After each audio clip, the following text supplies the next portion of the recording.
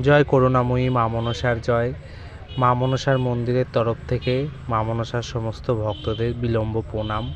সবাই ভালো থেকো, সুস্থ থেকো, মায়ের আশীর্বাদ সবার মাথার উপর থাক, মা সবাইকে কৃপা করুক, এটুকুনই চাইবো।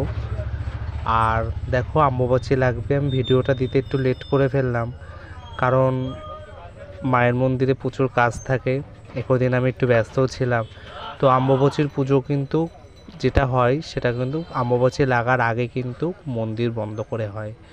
তো মাকে দেখো নতুন বস্ত্র দিয়ে ঢেকে দিয়েছি, তবে পরে মার মুখটা খুলে দেবো, কারণ মা তো মুখ ঢেকে রাখলে নিঃশ্বাস প্রশ্বাস মার নিতে হয়। তো আমি সবসময় মাকে নিজের মার মতন দেখি, যে আমাদের যতটা কষ্ট হয় ততটা মায়েরও হয়। আর এই দেখো, অমাবস্যা লাগার পরের দিন মাকে কিন্তু আমি প্রতিদিনই পুজো দিয়েছি। তো বাইরে থেকে মায়ের এরকম নিত্য পুজো হয়, বাইরে থেকেই মায়ের পুজো করা হয়, কারণ যেহেতু অমাবস্যার কারণে মায়ের দর্শন বন্ধ থাকে, মন্দির বন্ধ থাকে, সেই কারণে কিন্তু মায়ের বাইরে থেকে পুজো হয়, কারণ মায়ের সেবা তো বন্ধ হয় না। তো বাইরে থেকে কিন্তু প্রতি বছর মাকে পুজো করা হয়, আমি পুজো দিচ্ছি। তবে প্রতিদিন যেমন নিত্য পুজো 3বার দেওয়া হয়, তবে অমাবস্যা লাগলে কিন্তু একবারই পুজো দেওয়া হয় মাকে।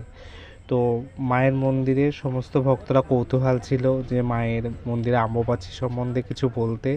তো আমি বললাম, দেখো, আমাদের যখন মা বোনেদের শরীর খারাপ হয় তখন কি আর তাদের খাওয়া বন্ধ থাকে? তো মাকেও আমি সেবা দিয়েছি, পুজো কমপ্লিট হয়ে গেছে। জয় করুণা মায়ের জয়। আর সবাই মায়ের মন্দিরে যারা আসতে চাচ্ছ তারা প্রতি বৃহস্পতিবার আর শনিবার করে মায়ের মন্দিরে পুজোয় বসছে, তোমরা জেনে নাও। আর দুপুর 12টা থেকে পুজো হয়। জয় করুণাময়ী মা মনসার জয়, মা মনসার জয় হোক। আর এই দেখো, মায়ের মন্দির কিন্তু বন্ধ, সমস্তটাই দেখালাম। ভালো থেকো, সুস্থ থেকো, আগামীকাল কিন্তু মায়ের মন্দির খুলবে। জয় মা মনসার।